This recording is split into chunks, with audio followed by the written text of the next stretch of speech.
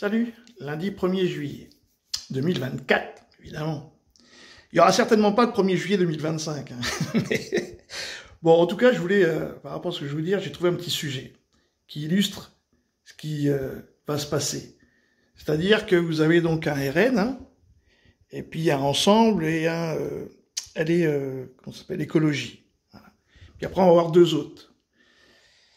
C'est ça qui va se passer, et donc... Parce que j'étais en train de... Je pensais tout ça, et cette histoire de... La façon dont ils parlent, ils prennent Macron pour un imbécile. Donc lui, il pense que Macron, ça lui pose un problème d'être tout seul contre tous. Macron est sagittaire, hein, pour ceux qui connaissent un peu, bon. Donc du coup, Chirac était sagittaire aussi. Ça va pas beaucoup le déranger, et lui, au contraire, plus il y aura de la merde à tous les niveaux, mieux ça ira. Parce qu'en fait, ma petite idée, c'est que je pense que lui, avec Van der Leyen, parce que lui, il s'en fout, il est européen, hein. Lui, la France, Macron, ça l'intéresse pas. Bon.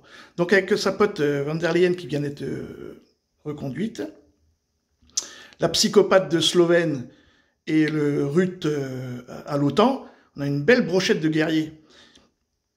Et donc, s'il y a le chaos en France, lui, je pense qu'il va appeler une armée européenne, ce qu'on appelle les réseaux Gladio, hein, qui va venir faire la police ici. Lui, il en est là dans sa tête. Donc, plus ça sera le chaos, et plus le plan, je dirais, fonctionne sans accroc. Elle a choisi de se retirer. Elle espère que l'écologiste Julie Ozen, en tête au premier tour, l'emporte face au candidat RN. Et puis à noter, Alban Branlant, toujours pour la majorité présidentielle, jette l'éponge également. La jeune candidate de Renaissance était présentée dans la première circonscription de la Somme, là où il y avait le député sortant François Ruffin, qui est en ballottage défavorable face au RN. Eh bien, Alban Branlant s'est très vite adressé aux journalistes hier soir.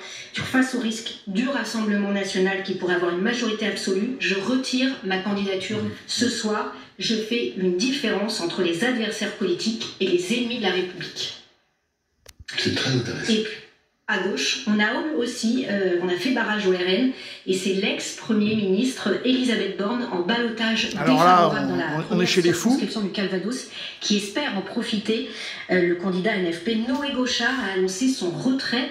Nous allons la sauver, a même affirmé le patron du PS, Olivier Faure, ce qui a fait réagir Jordan Bardella, qui a tweeté « Les amis de Mélenchon soutiennent donc la réélection d'Elisabeth Borne qui a brutalisé des millions de Français en imposant la réforme des retraites par 49.3 ».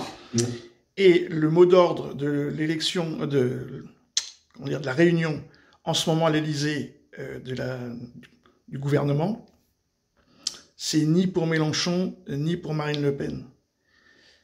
Alors que Macron, lui, il dit, non, on va, vous voyez, là, vraiment, division, ingouvernabilité, article 16, je maintiens. Salut les amis.